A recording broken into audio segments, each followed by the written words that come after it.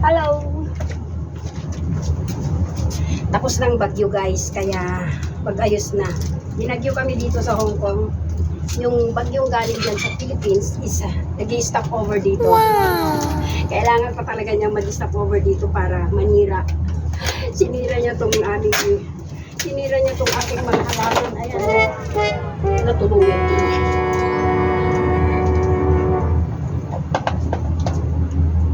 Ayan ka muna. Ayusin kita mamaya.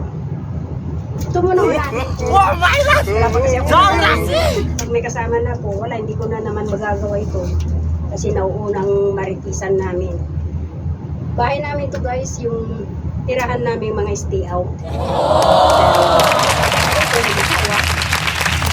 mga kasama ko, bali tatlo kami dito. Mga foreign din ang mga amo. Amo namin foreign.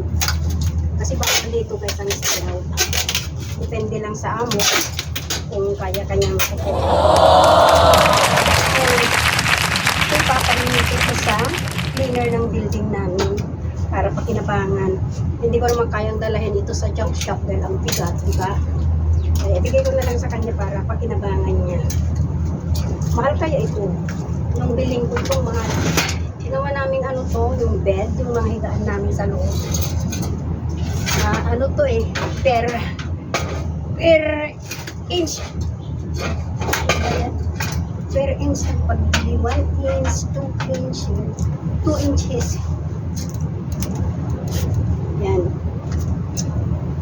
Matagal ko na itong balak gawin nung hindi pa bumagyo. Ngayon, tumigil ang bagyo kaya dapat gawin ko na. Baka mamay dumating uli ang bagyo, hindi ko na naman ito magawa. Ay, kaya po. Hikat katibiyaki na yan ako. And, ay, buhay abroad guys.